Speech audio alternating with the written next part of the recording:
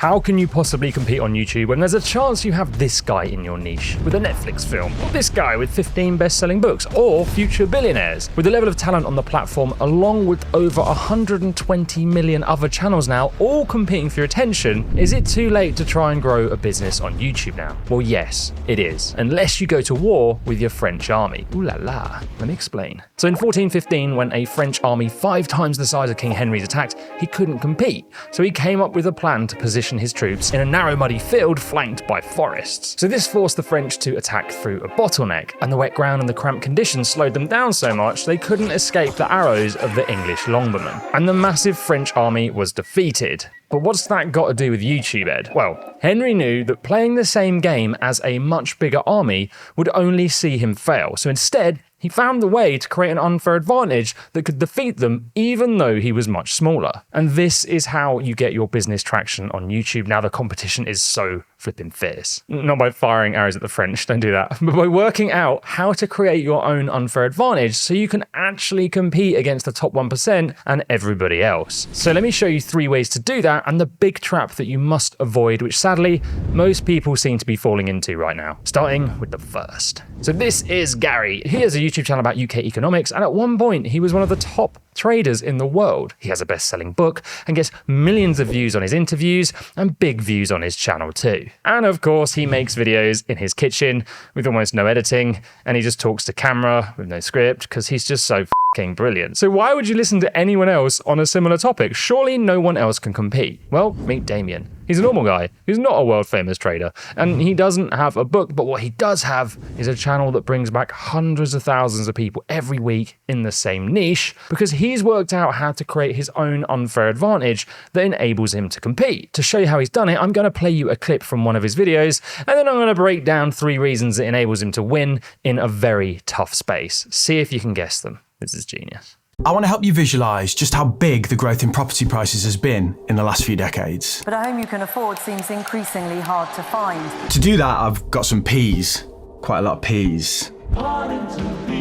Let's say that these 2 P's right here represent the average cost of a home in 1952. £1,891, so each P is about £1,000. I know it's not perfect, but just appease me here. By 1970, the average home cost 5 Ps, £4,908.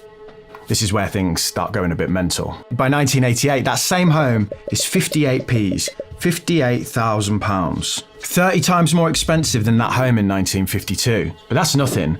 As of today, that exact same home is 287 Ps. Over this 72-year timeline, the increase in value of that same home equates to around 151 times. An amazing return. If we wanted to repeat that level of performance over the next 70 years, how many petty pois would we need? For someone to buy a home today and make the same amount of money or percentage return as someone who bought in the 50s, what are we looking at? 43,337p.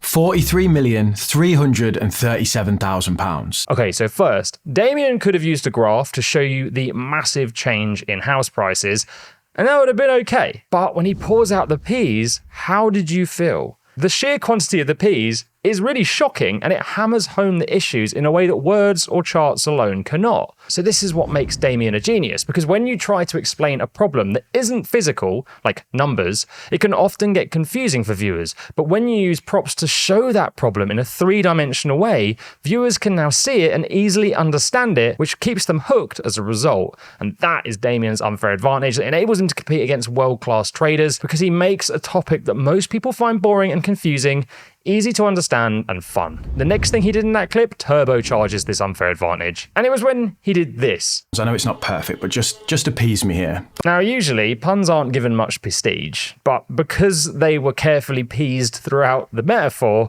and Damien leaned into the whole kind of surreal nature of the moment, they were actually pretty hilarious. Damien, I challenge you to a pun-off. Meet me in the car park at 5:30 p.m. and be prepared to be defeated. I'll liver puns so smooth they'll leave you pea green with envy. You won't be able to believe the perfection of my lines. I'm the pinnacle of the pun. I'm only kidding, Damien. I don't want to fight you. I'm a peaceful guy. But on a serious note, the second Damien introduces that surreal visual hook, he now has a theme that he can run throughout his video. And when you do this, it becomes incredibly powerful because, again, it makes the video more fun to watch. But also, when there's a theme, it gives viewers a clear container for the information rather than having it all delivered in unrelated pieces that you have to kind of struggle to hold together. And this improves people's memory retention. And that's one of the great things about using props and making your information clearer with metaphors, because you can then theme the entire video around them and turn it into way more of an experience for your viewers. And then the final thing he nailed, which leveled up his unfair advantage, was this split second of the clip. Quite a lot of P's.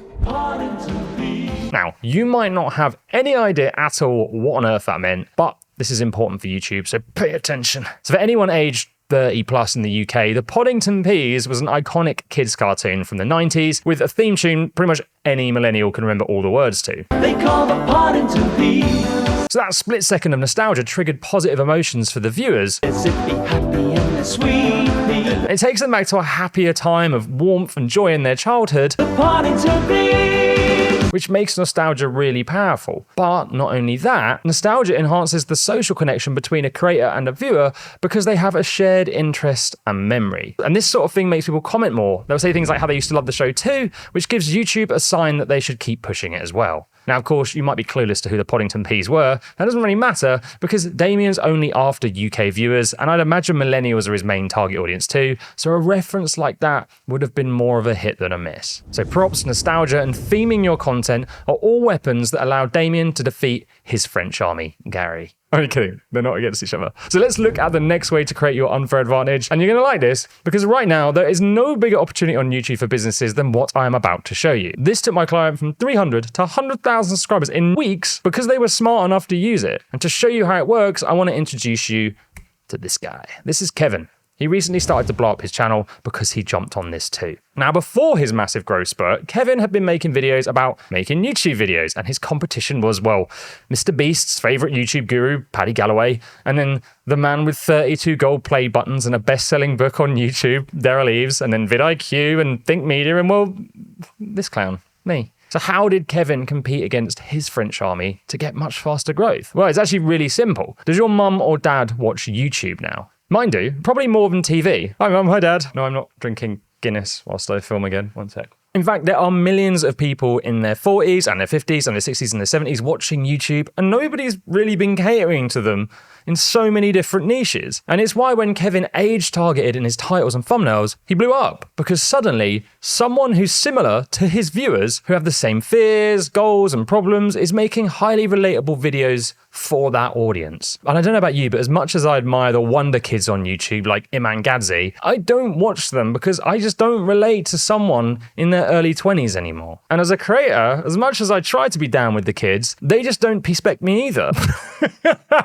I couldn't keep a straight face. And as a creator, as much as I try to be down with the kids, they just don't respect me either. So it's dumb to try and cater to an audience that's so little like you. So this next unfair advantage is to simply cater to people like you and not to try and be like someone else who is not. Then we have our third way to create your unfair advantage. So there is one niche on YouTube now that doesn't just have one French army to compete with, it's got an entire flipping war going on, and it's almost impossible to get traction if you don't find an unfair advantage. Cody Sanchez, Dan Martel, Alex Hormozy, Simon Squibb, Noah Kagan, these guys have decades of business experience. They've all generated mega millions, and they have totally wrecked the business niche because, well, how can you possibly compete with that lineup? Well, you can if your name's Daniel. This is Daniel Dalen, and in 1 year, in one of the most competitive niches in the world, he went from 0 subscribers way past 100,000, and the way he did it was like this. So right now, although there's top talent in the business niche, it's also incredibly stale. It's just copy after copy of people kind of doing the same sort of thing, and whiteboard videos and talking to the camera like I am. Boring. But nobody in the niche was attempting this level of content, and that means the second you discover Daniel, you're like, wow, this channel is so different and refreshing,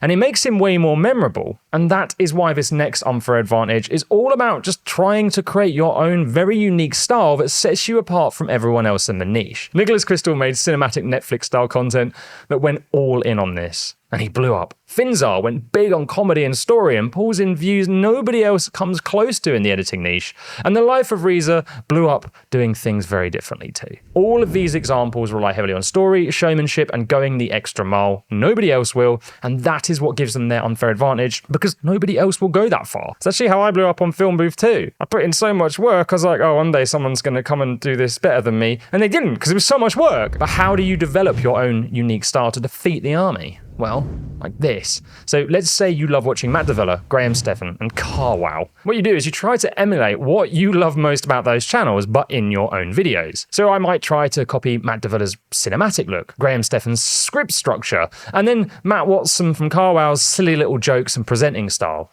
Combine these together, it's going to make a really unique channel. Which brings us on to the big mistake you just have to avoid. And I think a lot of people recently, after seeing the success of some channels with whiteboard videos and rambles without any editing, have told themselves that's what everyone wants now. And they're right, people do want that. The thing is, the creators who benefit the most from making very scaled back videos with no editing or scripts are usually in the top 1% of their field. Because to make an unedited rant or a whiteboard video effective, you have to be so good at talking and explaining things, and you only get good at that having done it for years and years already. If that's not you, you can't rely on decades of experience and credibility to make your content more appealing and entertaining and amazing. You have to look at creating engagement in other ways. And if you really want to blow up in a similar way, like Daniel did, and you like the idea of creating content nobody else can compete with, then watch this video next, and I'll show you how to make a style of video that generated me millions and millions and billions of views. Nah, just millions of views.